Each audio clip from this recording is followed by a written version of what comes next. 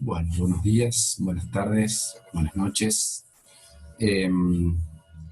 Lo que vamos a intentar hacer ahora es avanzar un poquito sobre uno de los textos ordenadores, digamos, de la unidad 3, la unidad sobre la democracia, en particular el texto de Jacques Rancière. ¿Qué es lo que nos estamos proponiendo en esta unidad y de modo, digamos, continuado con lo que veníamos proponiendo, lo que veníamos discutiendo en el video anterior sobre el concepto de democracia, ¿no? Nosotros venimos planteando, digamos, la noción de la filosofía como un modo de la pregunta, ¿bien? Pero decimos que no es cualquier pregunta, sino que es aquella pregunta que desplaza una respuesta definitiva, porque decimos que ninguna de las respuestas parciales que se puede obtener de los conceptos logra satisfacer de modo definitivo ciertos cuestionamientos que aparecen al preguntar sobre nuestra existencia, porque decimos que en concreto nuestra existencia no tiene una respuesta o un modo de definir absolutamente ninguno de los elementos que pueden tener un tipo de cuestionamiento filosófico, ¿no? Y decimos que esto marca la diferencia, o venimos insistiendo que marca la diferencia respecto a otros modelos de conocimiento, otros modelos del saber, ¿no? Que proponen resoluciones técnicas o respuestas, digamos, disciplinares, ¿sí? A ciertos cuestionamientos, ¿no? Por ejemplo, ¿qué hacer si me corto el dedo? Bueno, eso no entra, digamos, en un dilema filosófico, sino que entra en un dilema de salud, ¿no? Habría que recurrir a un saber sobre cómo curar el cuerpo, cómo curar una herida, ¿no? Para resolver ese problema. Decimos que en nuestro caso, digamos, es una pregunta, digamos, que gira sobre el eje del problema, es decir, es una pregunta que no termina de definirse absolutamente, ¿no? Es decir, si le preguntamos, como ponían por ahí en el escrito que les hacía respecto a los derechos de los trabajadores, y bueno, hay que remontarse, digamos, por ejemplo, en nuestra Constitución, al artículo 14 bis de la Constitución Nacional, pero que eso no resuelve el problema sobre el trabajo o sobre el derecho, es decir, porque son categorías y son conceptos que no admiten una solución definitiva, mucho menos cuando se habilita la pregunta en términos de la democracia del preguntar, ¿no? Entonces decimos que cuando señalar algo no alcanza, decir, bueno, ¿dónde podemos empezar a pensar los derechos de los trabajadores en Argentina? Bueno, vayan a leer el artículo 14 bis de la Constitución Nacional, ¿no? Cuando no alcanza, digamos, el señalamiento y cuando vemos, digamos, que la existencia va desafiando esos límites que proponen por ahí los saberes o las disciplinas o ciertas consolidaciones, digamos, que generan los saberes, cuando no alcanza, digamos, una definición absoluta, podemos estar, digamos, más cerca o aproximándonos al ámbito filosófico, ¿no? Y como les ponía también en el escrito, ¿no? Si uno se pregunta, por ejemplo, sobre la violencia, ¿no? Sobre el concepto de la violencia, no alcanza con decir que la violencia, digamos, se termina o termina en un accionar de tipo violento, ¿no? Eh, lo violento como un concepto es un elemento que, por ejemplo, se multiplica, se diversifica como concepto, porque ninguna de sus respuestas, en definitiva, resuelve, ¿no? La totalidad de ese concepto, un concepto como el de violencia, que conocemos como el del derecho, como el del trabajo, como el de la democracia, en este caso particular. Y en el caso particular de la democracia también decimos lo mismo, no basta con señalar un régimen democrático para resolver el problema de la democracia, porque el fundamento, digamos, de lo democrático excede, digamos, las soluciones parciales que podemos ir encontrando en nuestra existencia histórica, ¿no? Y como decíamos por ahí en el video anterior, ¿no? Cuando hablamos de democracia, no hablamos de un régimen político y tampoco hablamos de un tipo de sujeto, sino que hablamos de un modo de concepto, ¿no? Y una forma en la cual la discusión sobre los elementos que integran, digamos, la democracia es es aquella discusión que no se termina de cerrar nunca, porque la democracia justamente es la disputa, es el proceso, digamos, de disputa por nominar algo como derecho, por nominar algo como trabajo, por nominar algo como violencia. Y como es imposible clausurar esos conceptos, ¿sí? O toda vez que sea imposible clausurar esos conceptos, podemos estar aproximándonos, digamos, a la forma de la democracia, ¿sí? Por el contrario, cuando esos conceptos están absolutamente cerrados, ¿sí? Podemos ahí sí estar seguros de que se ha cancelado la posibilidad misma de la democracia, ¿no? O de la democratización, digamos, o del concepto que democratiza, la pregunta que democratiza, digamos, cualquiera de estos conceptos. Yo les voy mostrando, digamos, también algunas ideas o algunas nociones para avanzar sobre este concepto de democracia y sobre la propuesta que nos va a hacer Jacques Rancière. En esta unidad, digamos, como les decía, nosotros tomamos, digamos, la unidad 3 sobre el concepto de la democracia, tomamos, ¿sí? Fundamentalmente 3 textos, o vamos a intentar trabajar fundamentalmente con 3 textos. Uno es este que les decía, el de Jacques Rancière, tomado de un libro que se llama El odio de la democracia, y como les explicaba en el escrito,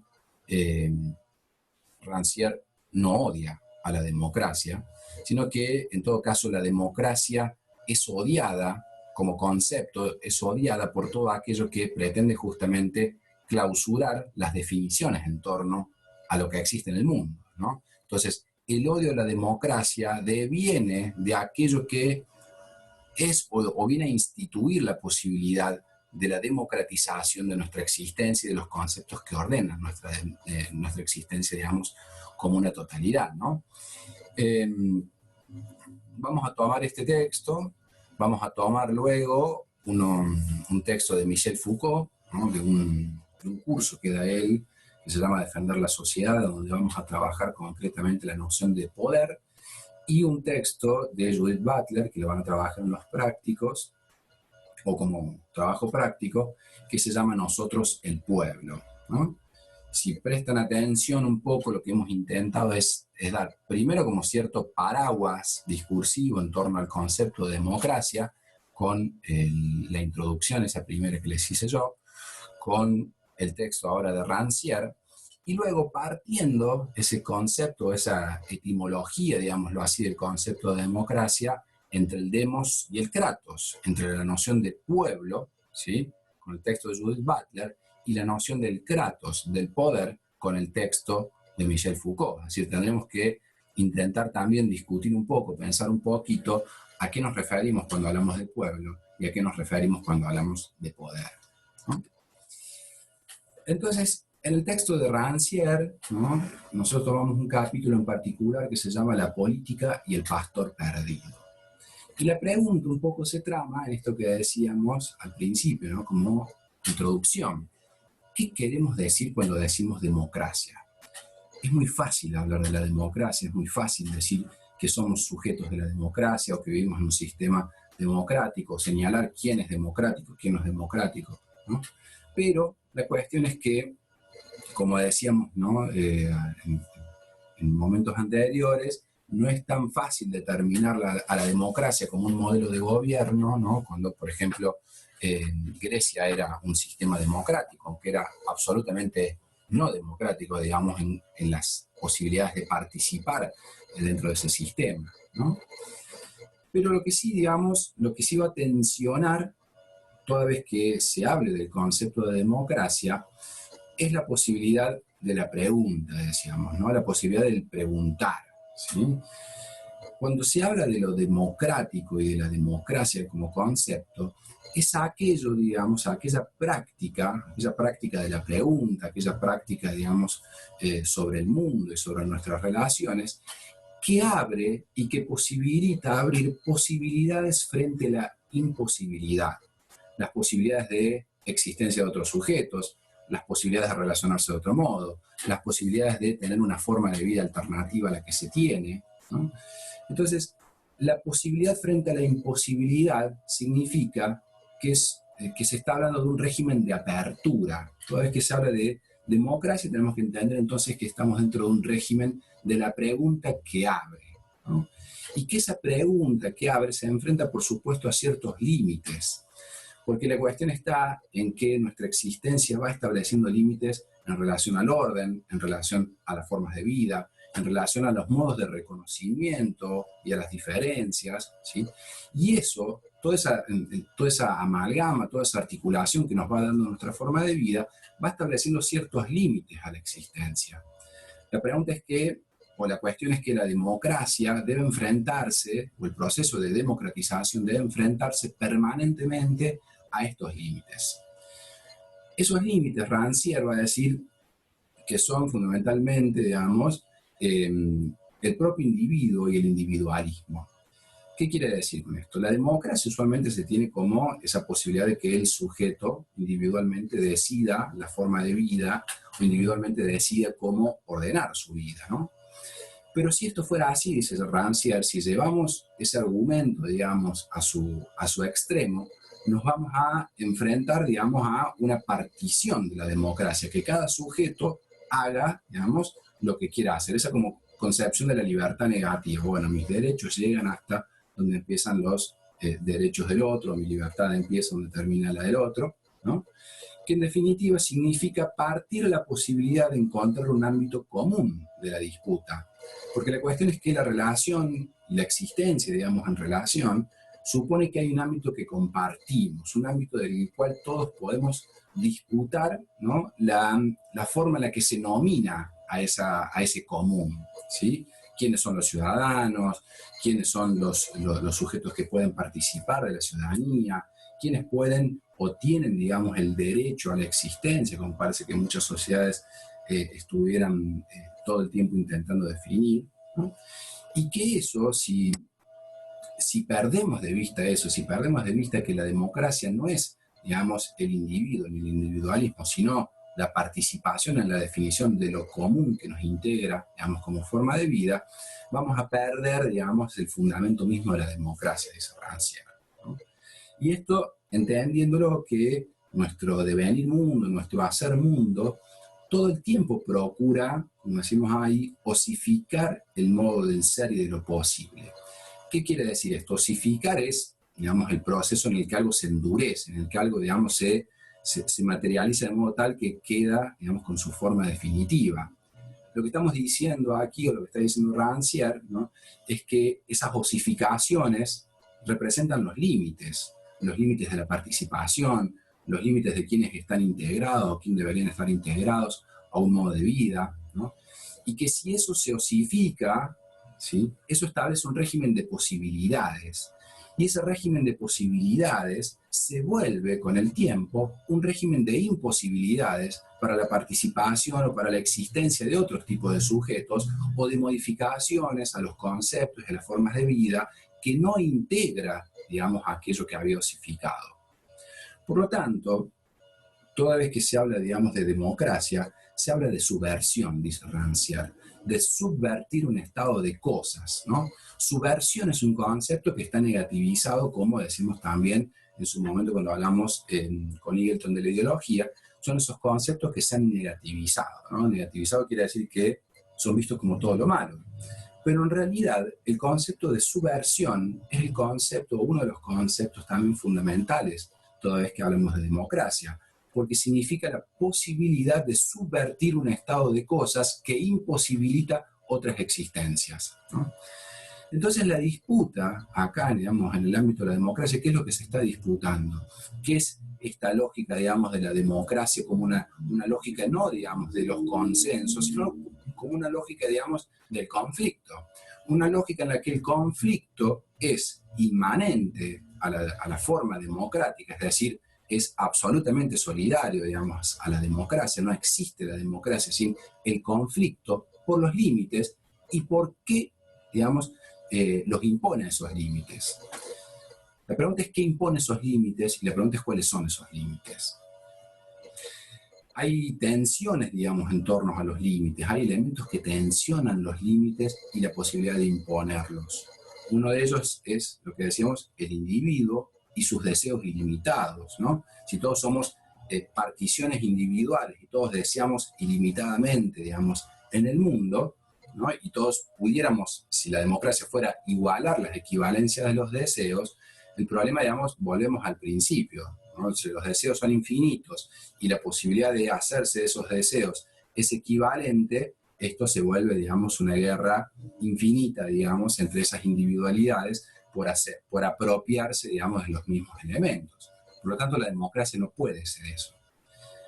Otro de los elementos, digamos, es por los que se va a disputar, es por las lógicas o las formas, digamos, que gobiernan la forma de vida de esos individuos, de esa comunidad de individuos, por ese ámbito de lo común en el cual participa la totalidad, digamos, de los sujetos, y que, digamos, representan cada lógica de gobierno sobre la forma de vida, representa ciertos límites y ciertas estructuras de lo posible, que cuando se cierran, que cuando se dogmatizan, como decimos siempre, empiezan a generar imposibilidades, ¿no? Imposibilidades para pensar, por ejemplo, el éxito más allá de la economía, o para pensar, digamos, en que las condiciones de posibilidad para disputar esos deseos no son equivalentes, sino que son absolutamente inequivalentes por las condiciones materiales, digamos, o históricas de los sujetos, para participar en la disputa por esas equivalencias, ¿no? Como explicamos también cuando hablamos del naturalismo democrático. Y en definitiva, la disputa, dice Rancière, y tomando también un poco lo que hablamos en el video anterior, la disputa es por la nominación de la cosa, otra vez la cosa, ¿no? Por nominar quienes integran ese demos, por nominar, digamos, los sujetos que participan o que no participan en la disputa, digamos, por los deseos. En la nominación de la cosa hablamos de lo que existe y de lo que aún no existe. Entonces, la democracia, nos dice Rancière, o nos va a sugerir, es la política respecto a cómo ordenarse sin Dios Padre. ¿Qué significa esto? Y acá viene otra vez la referencia a ese pastor.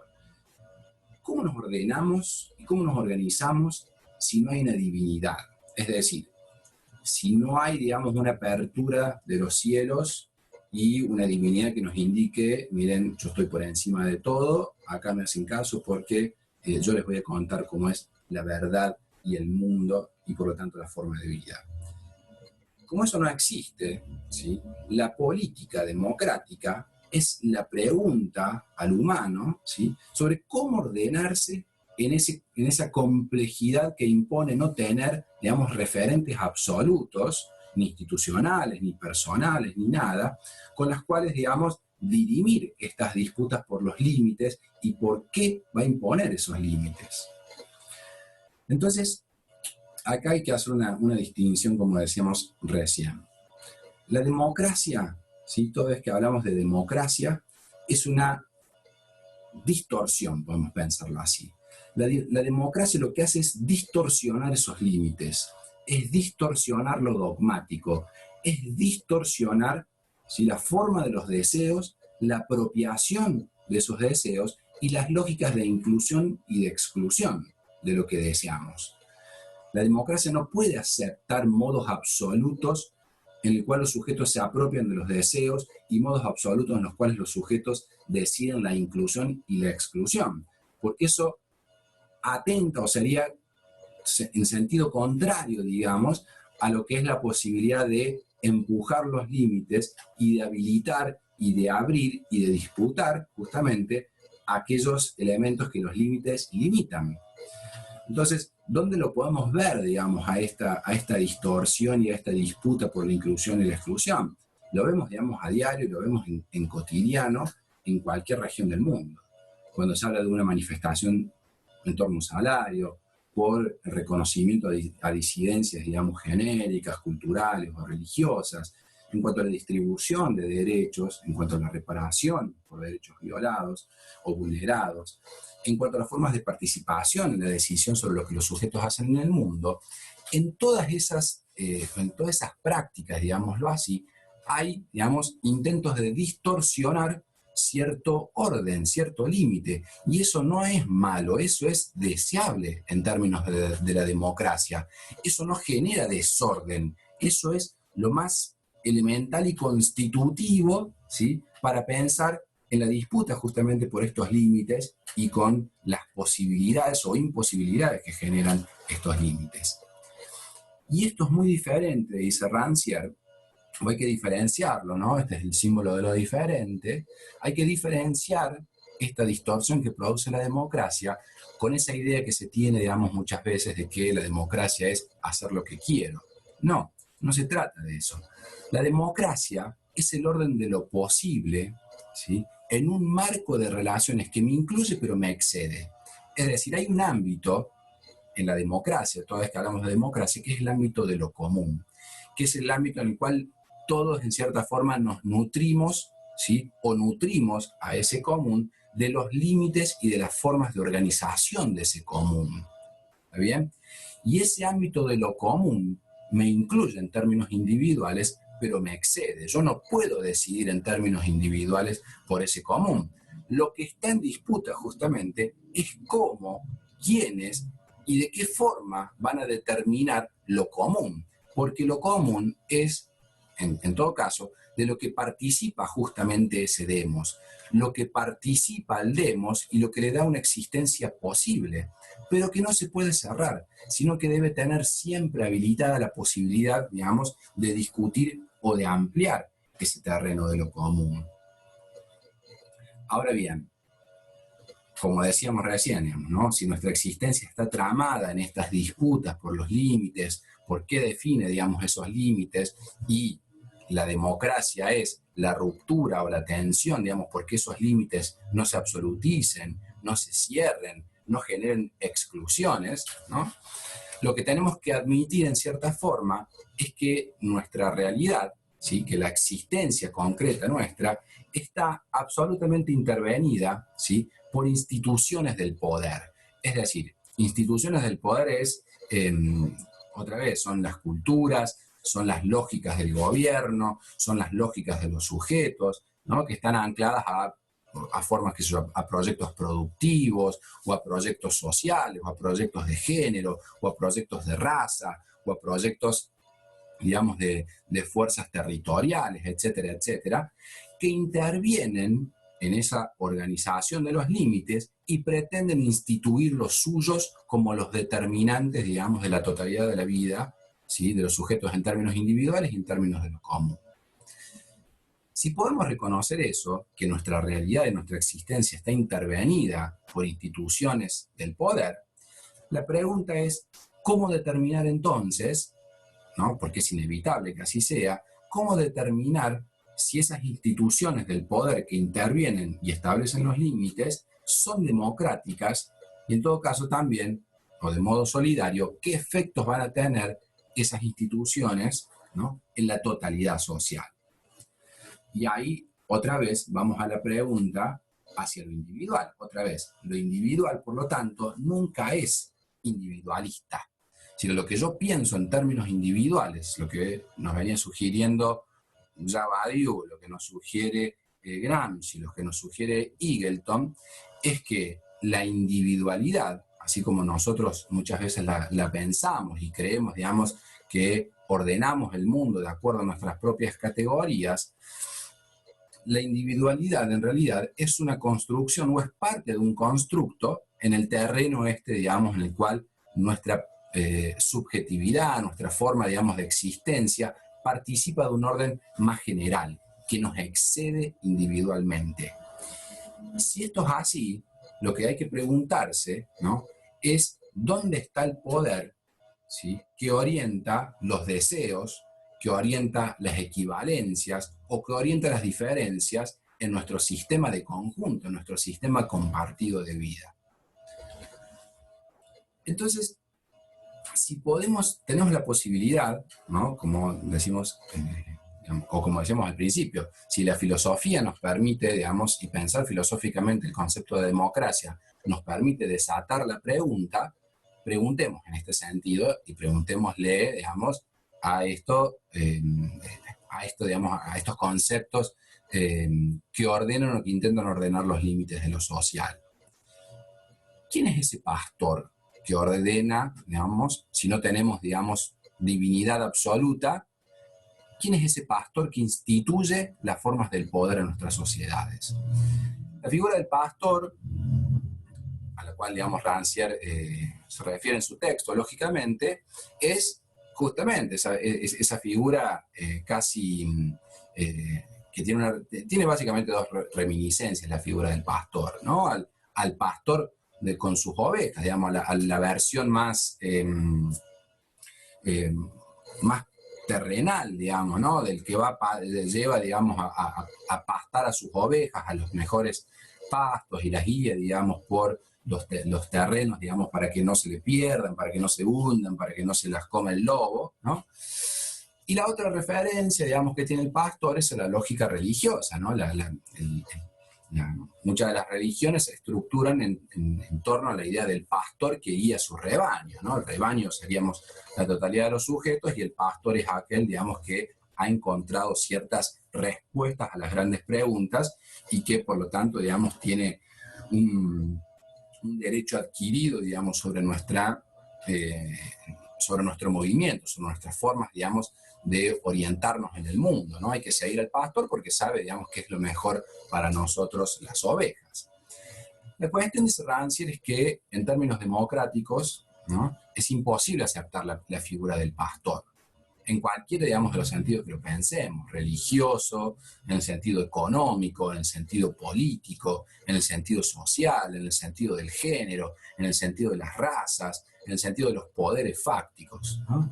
No hay una posibilidad de creer en ningún pastor o que un pastor tiene absolutamente, digamos, la respuesta o la forma absoluta para determinar el orden de lo real, porque si lo creemos así, lo que hacemos es dogmatizar una existencia. Dogmatizar, ¿sí?, cerrar en torno a ciertos principios cómo debe ser el ser. Entonces, acá, digamos, la cuestión o la tensión está, ¿sí?, en cómo podemos pensar si esa figura del pastor es una figura que unifica, es una figura, digamos, que cierra, ¿no?, establece lo uno, como dice ahí, cómo se compatibiliza ese uno con la multiplicidad y con la posibilidad y el régimen de imposibilidades que establece, digamos, algo que se cierra en torno a lo uno, ¿no? Las limitaciones, los límites y las posibilidades en torno a ese uno son bastante claras, o son claras si hacemos el ejercicio suficiente como para ver los límites que nos impone. Dice Rancière, si hay un pastor, hay una medida. El pastor, sea religioso, sea político, sea en términos de la riqueza, sea en términos del mercado, en términos incluso de la sabiduría, del conocimiento, ¿no?, o de la naturaleza, como ponemos también por ahí, ¿no?, que establece, por ejemplo, de esto que decíamos, el naturalismo democrático, la justicia por el merecimiento. Si hay un pastor, hay una medida definitiva o una medida absoluta, ¿sí?, sobre cuáles serían los elementos que ordenan o categorizan el régimen de lo posible.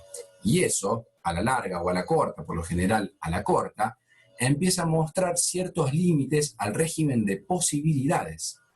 Por lo tanto, ninguno de estos elementos, dice Rancière, ninguno de estos pastores, otra vez, la divinidad de una religión, el mercado, la riqueza, la sabiduría, la naturaleza, puede estar seguro ni puede determinar absolutamente las respuestas definitivas para el ser en el mundo, para el régimen de posibilidades de ser en el mundo.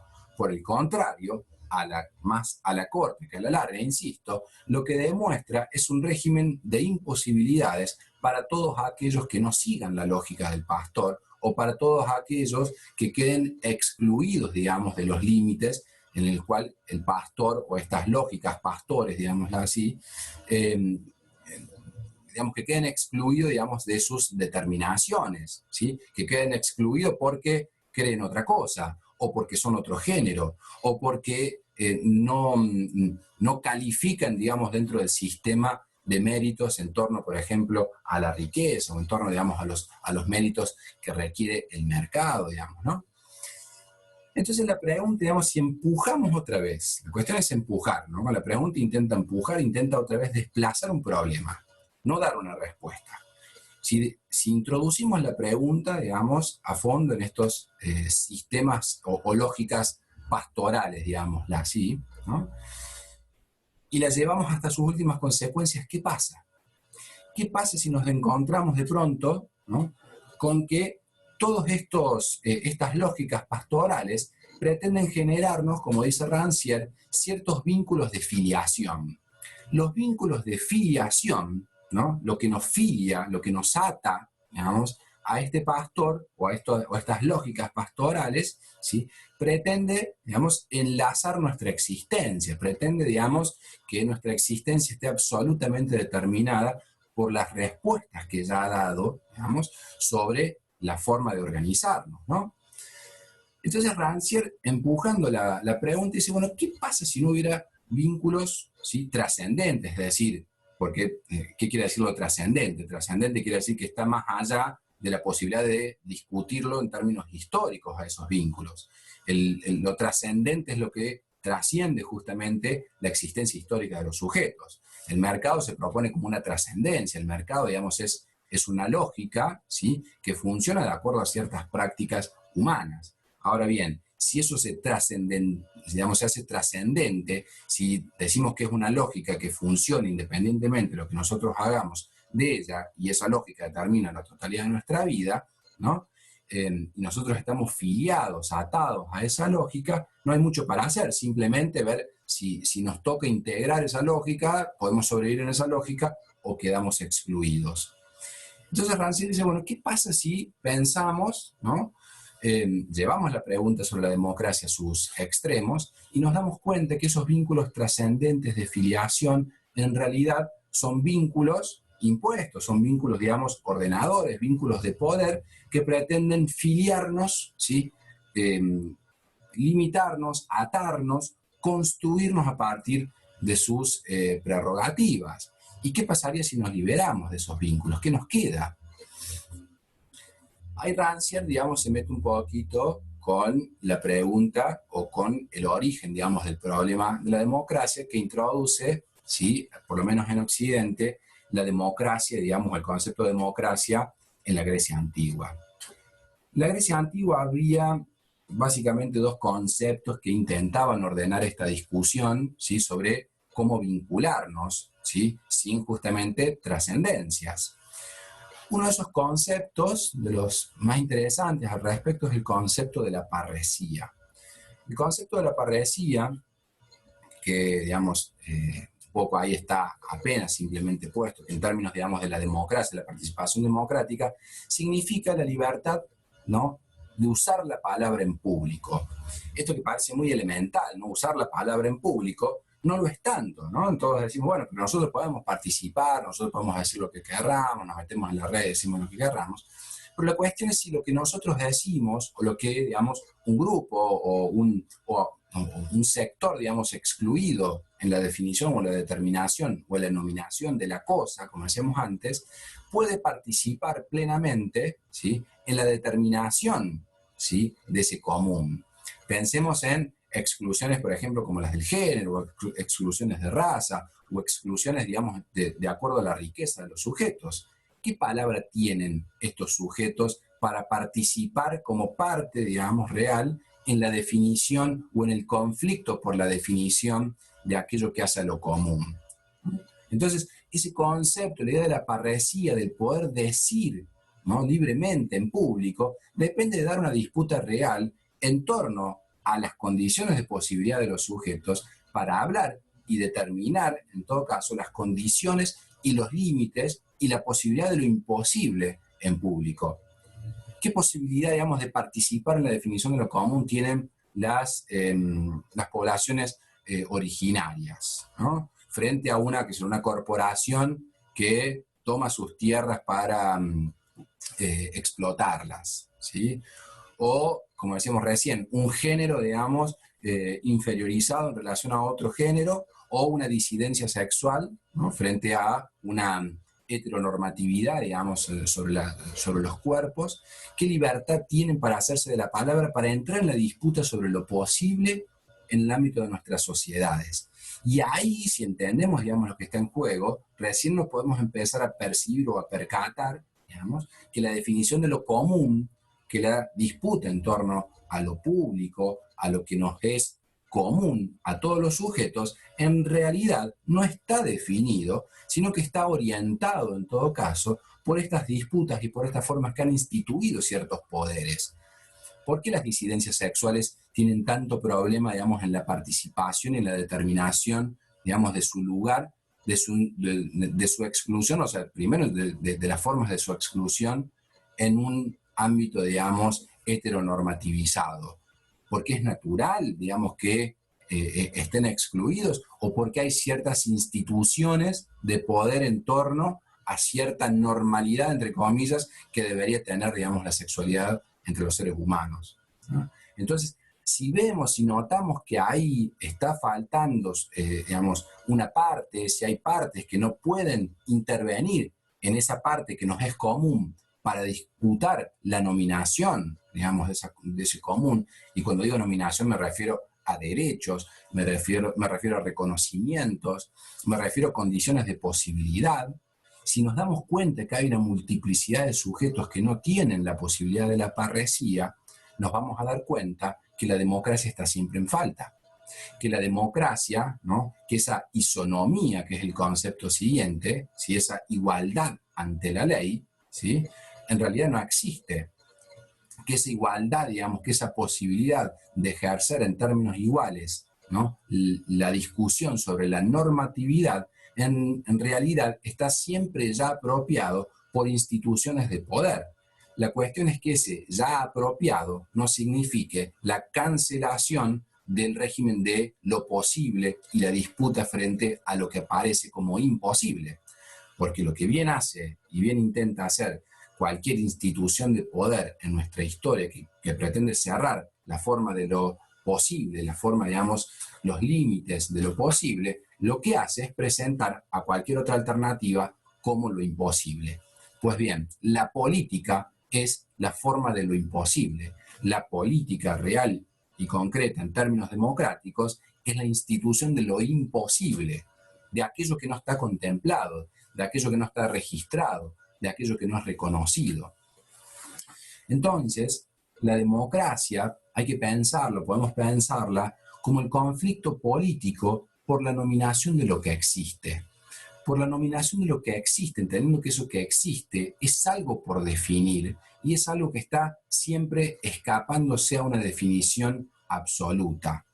Este conflicto se trata entonces, otra vez, de la definición de la cosa, eso que todavía no tiene un nombre y que nunca lo va a tener de modo definitivo, porque la casi condición, digamos, del humano es no poder definir absolutamente nada por sí solo, porque no somos, digamos, divinidades, si es que existen, y porque toda definición de la cosa, ¿no?, es siempre parcial, está siempre atada, digamos, a definiciones o de lógicas pastorales o, si son lógicas democráticas, son definiciones que siempre, digamos, deben tener la condición de la apertura, la condición de saber que no son definitivas.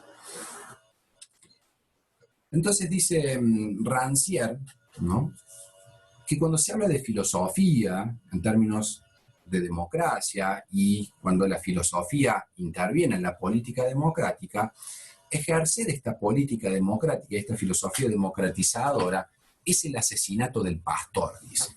Esto que suena así como muy, muy violento, lógicamente, es un tipo de asesinato conceptual, ¿no? Es un tipo, digamos, de crimen conceptual. ¿Por qué? Porque la filosofía como tal y la política, digamos, democrática como tal, no puede aceptar los modos de jerarquías naturalizados, sean otra vez divinos, económicos, de mercado, de fuerza, ¿no?, porque esas jerarquías no son naturales, sino que en todo caso son naturalizadas, ¿sí?, que no es lo mismo. Por lo tanto, ninguna filosofía y política democrática puede aceptar, ¿no?, la lógica de filiación que impone, digamos, la lógica del pastoreo, digamos, ¿no? La lógica de los pastores, como decíamos. Ahí Rancière va haciendo un rastreo, digamos, ¿no? En cómo esto ya aparece en la tensión muy clara en la época clásica, digamos, griega, cuando Platón se da cuenta, digamos, de este problema que aparecía, digamos, en su tiempo, ¿no? Es decir, bueno, ¿qué es lo que pasa con Sócrates? Que en definitiva es lo que lo lleva al juicio y posteriormente a su muerte, ¿no? Es decir, a Sócrates lo enjuician, hay un texto muy impresionante que es el juicio, digamos, a Sócrates, por el cual lo terminan condenando a muerte. Sócrates, el maestro de Platón, lo condenan a muerte en el tribunal, digamos, de la polis griega, de esa polis democrática, supuestamente, digamos, en un ejercicio de la democracia, se lo condena a muerte bajo las acusaciones de proponer falsos dioses, le decían, y por corromper a la juventud. Básicamente, digamos, el argumento, digamos, de la propuesta de falsos dioses es porque, digamos, Sócrates instaba la pregunta, ¿sí?, de por qué, digamos, esos vínculos de filiación debían determinar absolutamente el orden de los sujetos, el vínculo de filiación de las divinidades o del mito de las divinidades. Y en relación a la corrupción, por ejemplo, de la juventud, en definitiva el argumento tenía que ver con que Sócrates instaba la pregunta, digamos, a la pregunta sobre aquello que limitaba a los sujetos. Entonces, Platón, cuando escribe, digamos, la República, digamos, lo que dice Rancière es que lo que intenta hacer es cambiar a los dioses, sustituye, digamos, es un proceso de sustitución de filiación, digámoslo así. Platón, dice Rancière, introduce una revolución democrática, pero luego la hace conservadora. ¿Por qué? Porque va a cambiar a la institución de la filiación, digamos, en los mitos o en los dioses, por un nuevo tipo de filiación que es, o que va a estar fundamentada en la calidad del alma, digámoslo así. La calidad del alma, para Platón, va a ser, digamos, centrarse o ocuparse de que las mejores almas, las almas más educadas, es decir, los intérpretes adecuados, sean aquellos que gobiernen, digamos, la república, digamos, la cual él está pensando, ¿no? Pero, otra vez, el problema es que acá, digamos, va a decir Rancière, es simplemente una sustitución de filiación, no es un proceso democratizador, es un proceso de cambio, ¿sí? Entonces acá va otra vez la pregunta, ¿no? ¿Y si la democracia no es la forma de la sociedad, sino el principio de la política? ¿Y si la política, dice Rancière, se fundara o debiera fundarse en la ausencia de fundamento? Pues hay una lógica que Rancière está detectando, ¿no? Incluso en estas formas de las abstracciones de las leyes, digamos, que supuestamente establecen equivalencias entre los sujetos, ¿no? Que en definitiva, dice, por otro lado, lo que hacen es esconder, digamos, desigualdades, que es, en definitiva, si todas esas leyes o todos esos buenos gobiernos o formas de gobierno están atadas a vínculos de filiación, lo que hacen es sustentar esos vínculos en ciertos fundamentos absolutos, sean divinos o sea la calidad del alma, que dice Platón, ¿no?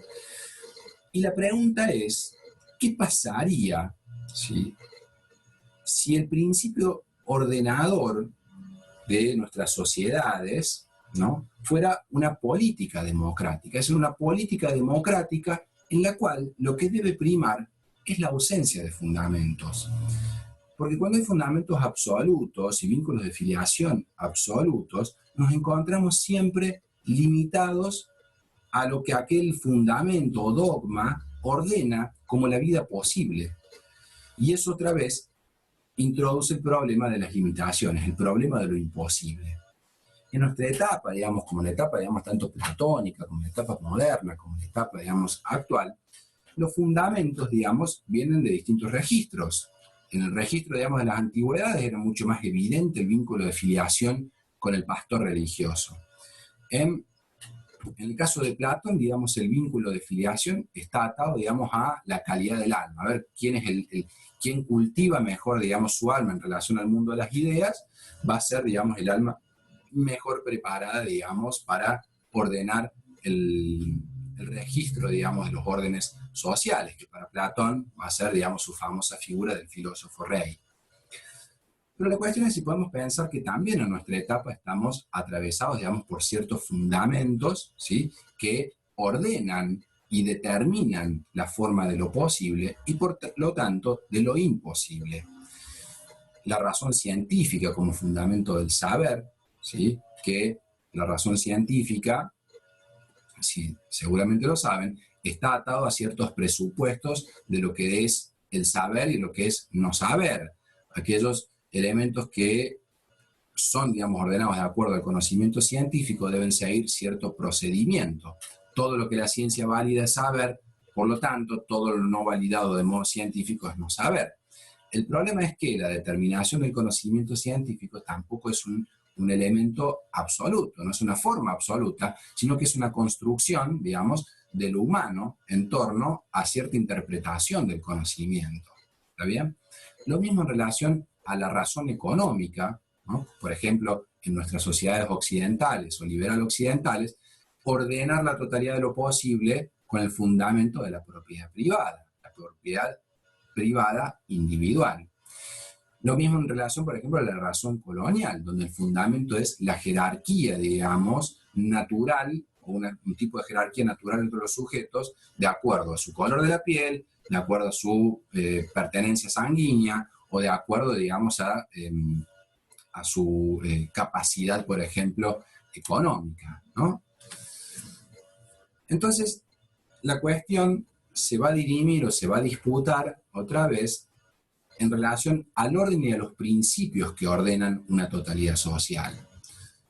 Eso es lo que llama, digamos, Rancière la noción de Arjé. La noción de Arjé, el concepto de Arjé es un concepto otra vez de herencia, digamos, de la antigüedad, y es un concepto que se refiere básicamente a aquello que hablamos de, o cuando hablamos de principios. ¿Cuáles son los principios que ordenan los fundamentos de lo posible y por lo tanto de lo imposible? ¿Cuál es el principio? Es la pregunta entonces de gobierno que hay que seguir. ¿Cuál es o cuáles serían, se pregunta Rancière, los títulos, ¿no?, que habilitan en nuestra sociedad a ser gobernantes o a ser gobernados, ¿no? La cuestión es, vuelvo a decir, es muy fácil pensarlo, digamos, hacia atrás y pensar en los títulos de nobleza, ¿no?, luego en los títulos eclesiásticos, ¿no?, que habilitaban a ser los intérpretes de la divinidad o a ser los intérpretes, digamos, de la aristocracia, y por lo tanto, digamos, eso ya confería ciertos títulos para gobernar. Pero hay, digamos, superadas esas etapas y esos vínculos de filiación más evidentes, digámoslo así, las formas de gobierno, digamos, nuestras sociedades han ido como, digámoslo así, perfeccionando, dice Rancière, las formas de instituir entre nosotros ciertos títulos, ¿no?, para aquellos que deben ser gobernantes o para aquello que debe gobernar frente a aquello que debe ser gobernado. Ahí Rancière trae a colación, ¿no?, ya otra vez, digamos, a una clasificación que había hecho Platón. Platón, en un texto, digamos, que se llama Las Leyes, va a establecer o va a hacer, digamos, una tabla, digámoslo así, de respecto a los títulos, digamos, estos naturales para gobernar. Y va a decir, va a proponer varios, entre ellos, por ejemplo, bueno, hay ciertos títulos naturales para gobernar, por ejemplo, los títulos de nacimiento, ¿no? Quienes nacen antes, por ejemplo, sería el gobierno de los más viejos. Los más viejos son los que han transitado mayor experiencia en el mundo, por lo tanto, son quienes deben gobernar. O títulos de nacimiento como el haber nacido mejor. Por ejemplo, en Esparta, digamos, la separación de los que nacían con aptitudes, ¿sí?, determinaba, físicas, digo, determinaba, digamos, la eliminación de aquellos que nacían, digamos, más pequeños o deformados, lo que fuera, ¿no? Pero aquellos que nacían mejor también tenía que ver, por supuesto, no solamente en Esparta con relación al físico, sino en otras sociedades como en la nuestra, digamos, aquellos que tenían supuestamente más capacidades para sobrevivir en un sistema en el cual los recursos son finitos y los deseos son ilimitados, ¿no? Entonces, quienes tienen mejores capacidades para hacerse de esos recursos, listo, son los que deberían gobernar. Otro de los títulos naturales son los títulos de fuerza. Bueno, otra vez, los mejores, quienes tienen, digamos, van demostrando, digamos, mayor fuerza, sea física en su momento, como hacemos también con Esparta, ¿no? O títulos de fuerza intelectual, que son los que tengan más títulos de grado, de posgrado, ¿no? Los que sean los más inteligentes, sean, no sé, en la matemática, o en el derecho, o en la política, o en la filosofía, ¿no? Es decir, gobiernan los mejores en términos de fuerza física o espiritual. Otro de los títulos naturales, menciona Platón, son los títulos por jerarquía y los que establecen ciertas continuidades, ¿no? Continuidades, lógicamente, por ejemplo, es fácil pensar ahí en lo que decimos recién, en las aristocracias y en las continuidades de sangre, ¿no? Bueno, o en las jerarquías, digamos, en relación a las herencias, si uno era, digamos, el virrey, ¿sí? Ya estaba habilitado, digamos, por su jerarquía para gobernar en algún lugar donde dispusiera el rey. Entonces había, digamos, un título casi natural, digamos, para gobernar. Introduce en séptimo lugar, Platón, un elemento que Rancière va a recuperar porque dice, bueno, acá hay algo, digamos, que es la representación, ¿no? Que Platón lo pone como título, pero que en realidad es la ruptura de los títulos, dice. Platón habla en un momento, como otro título natural, de aquel o aquella, o digamos, aquel sujeto amado por los dioses, dice. Y eso, en la caracterización que hace Platón y que Rancière va a retomar, ese título, en realidad, es una referencia al azar o al sorteo. Es decir, es aquel, digamos, que no tiene ningún título físico, espiritual, o de continuidad, o de jerarquía para gobernar, y que representa, dice Rancière, el escándalo absoluto para los que eran tenidos como mejores, o para los que estaban, digamos, investidos como los intérpretes, digamos, de la divinidad, o para aquellos, digamos, acreedores de la deuda, es decir, para aquellos que tenían la riqueza. El azar, el sorteo, la posibilidad de que fuera gobernado, digamos, una región o un espacio fuera gobernado por la absoluta, digamos, democracia, es decir, por el azar, que nadie, digamos, tuviera asociado o facilidades, digámoslo así, para gobernar sobre los demás, representa el escándalo mismo, dice Rancière, de lo que es en verdad un gobierno democrático. ¿Por qué? Porque rompe con la necesidad de título. El azar es algo que introduce Platón, pero lógicamente que lo va a desestimar en su sistema de gobierno, pero que Rancière va a rescatar, es el azar como principio de legitimidad y la pérdida, por lo tanto, de cualquier medida natural para clasificar a los sujetos en quién debe ser gobernante y quién debe ser gobernado. Una pregunta para hacernos en la actualidad, digamos, porque Rancière se está preguntando esto, digamos, para que nosotros nos sigamos preguntando esto en relación a nuestro tiempo, Rancière está vivo, es un contemporáneo nuestro, es si tenemos en la actualidad, ¿sí? Si habitan entre nosotros, en nuestros sistemas políticos y sociales, habitan títulos, ¿sí? Que son puestos como naturales para gobernar, ¿no? Para establecer jerarquías entre los sujetos, para determinar los límites y las posibilidades entre los sujetos. Hay una referencia, digamos, cuando se habla de la idea del azar, de la idea del gobierno por sorteo, de la plena democratización que supondría empujar realmente el concepto de democracia hasta sus límites. Rancière trae a colación lo que fueron las reformas de Clístenes. Las reformas de Clístenes, rápidamente las comento.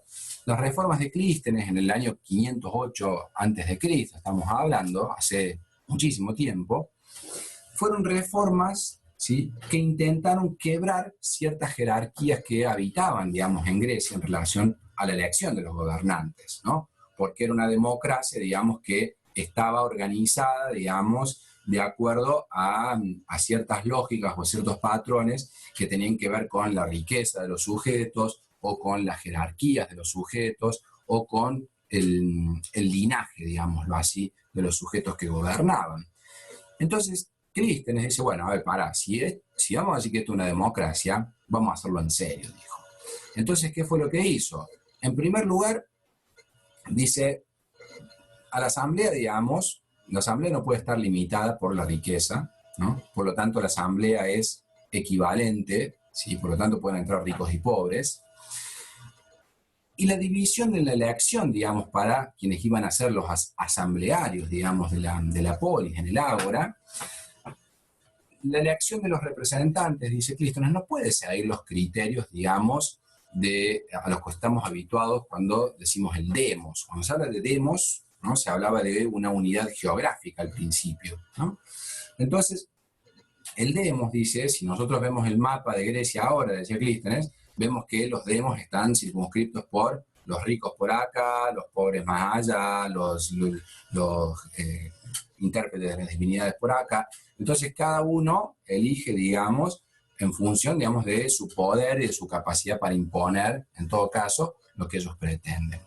Entonces lo que hace, ¿sí? Clístenes es organizar una nueva división en Grecia y atraviesa estas divisiones, ¿no? Por criterios que no tenían nada que ver ni con la riqueza, ni con la jerarquía, ni con la pertenencia, digamos, a ciertas castas, sino que horizontaliza, digámoslo así, la presencia, digámoslo, de multiplicidades, ¿sí? De herencias, de riquezas y de castas, con las cuales, digamos, habilitaba una nueva convivencia entre ricos y pobres, entre jerarquías y no jerarquizados, ¿no? Para elegir a los representantes, ¿no? Entonces, y lo que era interesante es que esos que iban a ser elegidos como asamblearios eran elegidos por sorteo. No dependía, digamos, de la capacidad que tenía un sujeto para imponerse por sobre los demás, porque era más rico y porque o hablaba mejor o porque tenía más interés, ¿no? No se trata ni siquiera de eso, decía Clístenes. Se trata, digamos, de un absoluto azar, de que todos deben participar, todos, digo en masculino, porque lógicamente tampoco éramos tan democráticos en esta época, ¿no? A las mujeres, lógicamente, les falta, digamos, un trecho largo, digamos, en la historia para emerger como sujeto político. Justamente por esto, porque decíamos por el régimen de lo posible hace imposible la participación todavía de uno de los géneros, digamos, básicamente la mitad de la humanidad, ni más ni menos. Pero lo que introduce Clístenes, digamos, fue absolutamente radical, ¿no? Porque suspendía de pronto todas aquellas herencias y naturalizaciones en torno a quienes debían gobernar, y en funciones de qué capacidades se gobernaba.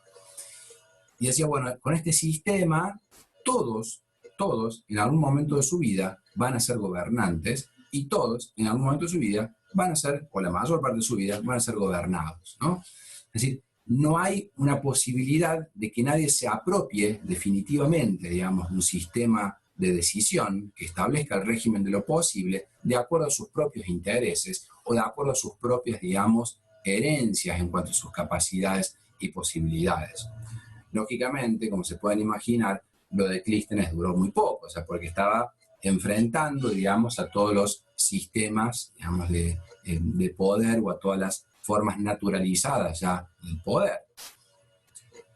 Entonces, traigo ese ejemplo, digamos, o lo traigo un poco ranciera a colación para ayudarnos a pensar. Dice, bueno, después, lógicamente, hubo una práctica de olvido muy fuerte sobre las reformas de Clístenes y sobre las posibilidades. Bueno, lo de Clístenes era posible en Grecia porque era chiquito y eran más o menos pocos, ¿no? Ahora en nuestras sociedades complejas y de millones, sería imposible instalar un sistema, digamos, realmente democrático, digamos, en esos términos. La cuestión, digamos, es que lo que dice Rancière, bueno, en realidad lo que hay es una práctica de olvido y una práctica, digamos, de desestimación antes de habilitación o de posibilitación. Y la pregunta es, en nuestro tiempo o con nosotros mismos, ¿qué deberíamos revolucionar para practicar la democracia con nosotros, digamos, con las otredades y con la cosa? ¿Hasta dónde estamos dispuestos a democratizarnos? ¿Qué impone los límites de nuestra propia democratización? ¿Y qué ponen los límites de la democratización? Y acá me remito, digamos, a lo que decíamos también en el video anterior. La naturaleza, en términos de la apropiación de esa idea de la naturaleza, o la apropiación de la idea de lo razonable, o la apropiación de la historia, de cómo debemos conducirnos, por tanto, de acuerdo a la historia. Y acá, otra vez, Gramsci y la filosofía espontánea, es decir, lo que nos aparece como de sentido común, digamos, la concepción mundo que tenemos, digamos, o que se nos va ordenando en relación a cómo interpretar el mundo, a nuestro sentido común, a nuestro lenguaje, a nuestra cultura. Todos esos elementos influyen y determinan los límites de nuestra democratización. Entonces, revolucionar para practicar, digamos, la democracia, subvertir los límites que impone, digamos, nuestra propia existencia a la posibilidad de democratizar la existencia misma, para democratizar la existencia o la nominación de la cosa. Otra vez, cuando digo cosa, hablo en términos muy concretos, si quieren, de los géneros, de la disidencia, de la democratización de la educación, de la democratización de la salud, de la democratización de los recursos naturales, de la democratización de la decisión sobre lo que hacemos, por ejemplo, con la naturaleza, de la democratización de quién se queda con la riqueza en el mundo, ¿no? De la democratización sobre quiénes son la disputa sobre quiénes son los explotados, digamos, en el mundo, o por qué deben serlo. Entonces, son todos esos elementos de los que estamos hablando cuando decimos nominar la cosa. Nominar la cosa es, muy concretamente, participar de la posibilidad de discutir y de nominar y de determinar en términos absolutamente democráticos cómo se determina la cuenta, ¿sí?, que distribuye capacidades, derechos, que distribuye también, por otro lado, vulnerabilidades, limitaciones, violencia, expropiación, acoso, muerte, violencia, etcétera, etcétera, ¿no? Fíjense, yo les pongo un ejemplo acá que lo comenta simplemente Rancière en su texto, pero me parece muy interesante porque las sociedades modernas, digamos, cuando se moderniza luego de las etapas antiguas y de la Edad Media, cuando se entran los procesos de modernización de los gobiernos, y empiezan a aparecer las democracias representativas, aparece, digamos, la idea de decir, bueno, no puede el pueblo gobernar por sí solo, por lo tanto deben gobernar a través de sus representantes, ¿no? La cuestión es que la noción de representación tampoco es tan clara ni tan lineal, digamos, en relación a la democracia, porque dice Rancière, o van a decir desde muchos lugares, digamos, de la filosofía, de la política, detrás del concepto de representación, o un concepto de representación mal discutido, viene atado, digámoslo así, a nuevos vínculos de filiación. ¿Y por qué decimos esto? ¿O cómo podemos probar esto que decimos? Bueno, seguramente ustedes ya saben de alguna instrucción cívica o ética cívica, o lo están viendo, digamos, o lo van a ver en derecho constitucional y demás, que, digamos, nuestra organización política y constitucional en Occidente, en general en Occidente, sigue fundamentalmente dos grandes ejemplos, ¿no? El ejemplo de la Constitución o de la Revolución Francesa, por un lado, y la Declaración Universal de los Derechos del Hombre y del Ciudadano, que después es algo que vamos a discutir, y las prerrogativas, digamos, que va a establecer la Constitución de Virginia, ¿no? La Constitución de Virginia en los Estados Unidos. Es interesante ver cómo allí ya en esas etapas se opera el concepto de representación para generar nuevos vínculos de filiación, ¿no? Fíjense, esto es una reproducción de lo que son las actas y debates secretos de la convención celebrada en Filadelfia en el año 1787, previo, digamos, a la sanción de la Constitución de los Estados Unidos. Fíjense, este es el que habla James Madison, uno de los los founding fathers, como les digo en el texto, de los padres fundadores, digamos, de la democracia norteamericana, y uno de los escritores del Federalista, un texto que seguramente estarán viendo o van a ver en teoría política. Y Madison, digamos, para su época, digamos, parte, digamos, de ciertas estructuras de poder, y que fue uno de los impulsores, digamos, lógicamente, de la guerra con Inglaterra y de la necesidad de emanciparse. Él dice, fíjense lo que dice, ¿no? Son tantos los diferentes afanes de esta vida que en todo país civilizado el interés de una comunidad estará dividido. Habrá deudores y acreedores, así como una desigual posesión de la propiedad que, por consiguiente, resultarán diferentes opiniones y propósitos de gobierno. Estos son en efecto los cimientos de la aristocracia, y los encontramos en cualquier gobierno, sea antiguo o moderno. Incluso allí donde los títulos han sobrevivido a la propiedad, descubrimos al mendigo noble, altivo y arrogante. El hombre poseedor de riqueza, que se reclina en su sofá o se recuesta en su carruaje, nada sabe de los deseos ni de los sentimientos del jornalero, ¿sí? El sujeto, digamos, que vive una gran vida, digamos, de riqueza, nada sabe, dice, de los deseos del jornalero, del trabajador del día, digamos, ¿no? Ahora bien, dice Madison, ¿no? El gobierno que pretendemos dirigir tiene que perdurar durante siglos.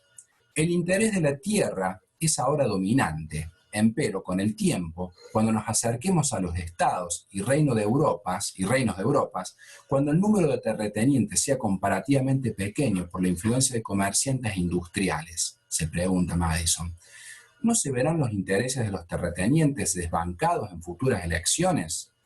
Es decir, se está preguntando qué va a pasar si ampliamos acá, digamos, la democracia, ¿sí? Porque, digamos, los comerciantes, los industriales, los jornaleros son muchos más. Entonces, si los habilitamos, digamos, a que ellos elijan, van a elegir por sus sentimientos, no por los nuestros, ¿no? Entonces dice, y a menos que se tomen sabias precauciones, ¿qué será de vuestro gobierno? En Inglaterra, a día de hoy, si las elecciones se extendiesen a todas las clases, la propiedad de los terratenientes sería precaria, pero pues muy pronto tendría lugar una reforma agraria. Si estas observaciones son justas, nuestro gobierno, está hablando de la Constitución de los Estados Unidos, que están a punto de firmar, nuestro gobierno debe asegurar el permanente interés del país contra la innovación. Los terratenientes deben participar del gobierno para apoyar estos inestimables intereses, así como para equilibrar y frenar a los otros. El sistema tiene que constituirse de manera que se proteja a la minoría de los opulentos de la mayoría. El Senado, por lo tanto, debe ser este órgano, y para responder a tales propósitos deberá tener permanencia y estabilidad. Han sido varias las propuestas, pero en mi opinión es que cuanto más tiempo se mantengan en el cargo, mejor se cumplirán tales objetivos. Entonces, fíjense lo que está diciendo. Dice, la representación no la podemos dejar librada al azar. La representación, digamos, de aquello que va a ordenar el sistema de lo posible, no lo podemos liberar democráticamente, dice, porque si lo hacemos, lo que va a suceder es que, si es un sistema de mayorías, las mayorías van a conquistarnos a nosotros y nuestras propiedades como minorías. Entonces, dice Madison, tenemos que cerrar el sistema de representación en torno, digamos, al sistema de propiedad, para que aquellos que decidamos sobre el orden de lo posible, decidamos con cierto, digamos, piso, cierto suelo común, que es que somos los que tenemos la mayor parte de la propiedad. ¿Se entiende? Eso condiciona, lo que está haciendo Madison es condicionar el régimen de lo posible, porque hay un imposible, digamos, de perforar. Ellos no pretenden que la democracia signifique una democratización plena, digamos, de la riqueza en este caso, ¿no? Entonces lo que intenta hacer Madison es asegurar que la representación esté atada, digamos, a una plataforma de riqueza sobre la cual no sea posible avanzar, ¿sí? Y todas las democracias occidentales están fundadas o se van a fundar dentro de esta estructura, digamos, política, jurídica y filosófica. Es muy fácil y muy evidente, digamos, hacer el rastreo, después, digamos, de lo que dice Madison, como todas las constituciones liberales que se llaman, digamos, en todo Occidente, siguen exactamente el mismo patrón. de que la representación estaba, digamos, filiada, ¿sí?, a cierto régimen de propiedad, a ciertas capacidades de los sujetos para gobernar a los otros. Y eran capaces de gobernar a los otros porque tenían el concepto y la, digamos, materialidad de la propiedad, y por lo tanto podían, digamos, tener ciertos intereses en gobernar, digamos, con cierto orden y ciertas limitaciones sobre ese régimen de propiedad. Entonces lo que estamos diciendo, ¿sí?, lo que estamos intentando probar, es que cuando hablamos de democracia, y cuando se habla de la democracia moderna, y ya se hablan de sistemas de representación, lo que hay en esos sistemas de representación, está diciendo Rancière, es una operatoria para establecer un nuevo tipo de filiación. Entonces, ¿qué significa democratizar? Democratizar, de acuerdo a lo que está diciendo Rancière, es introducir el azar, es romper las diferencias instituidas como naturales, de razón o de historia, como decíamos. Entonces, y para seguir pensando con esto, ¿no? ¿Qué gobierno fundan los títulos de jerarquía? Aristóteles decía que aquello que se llamaba aristocracia, ¿no?, como el gobierno de los mejores o el poder de los aristos, ¿no?, de los mejores, era otra forma simplemente de decir oligarquía, que es el gobierno de los más ricos. Esto lo decía Aristóteles allá, digamos, cerquita de Platón, hace 2400 años. El gobierno de los mejores, ¿sí?, es otra forma de decir el gobierno de los que tienen más. Es para pensar también, ¿no?, sobre los títulos que se establecen casi como imperecederos entre nosotros para establecer lógicas de lo posible y de lo imposible, ¿no? Las lógicas en torno a ciertos jefes o a ciertas jefaturas, digámoslo así, ¿no?, o a ciertas sabidurías, o a ciertas riquezas, o a ciertos colores de piel, o a ciertos géneros. Esos son títulos imperecederos que se mantienen entre nosotros, ¿sí?, y que limitan la posibilidad de lo posible y de lo imposible, ¿sí?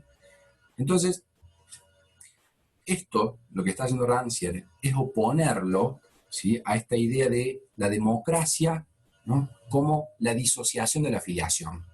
La democracia como la ruptura con esos vínculos, con esos títulos que atan lo posible a jefaturas, a ciertas sabidurías, a ciertas lógicas de la riqueza, a ciertas lógicas de los colores de la piel, a ciertas lógicas de los géneros. Entonces, democratizar, ¿sí?, es fundar, dice Rancière, la heterotopía. ¿Qué es la heterotopía? El topos es el lugar, heteros es la multiplicidad. Es fundar la multiplicidad de lugares, ¿no?, donde había uno solo.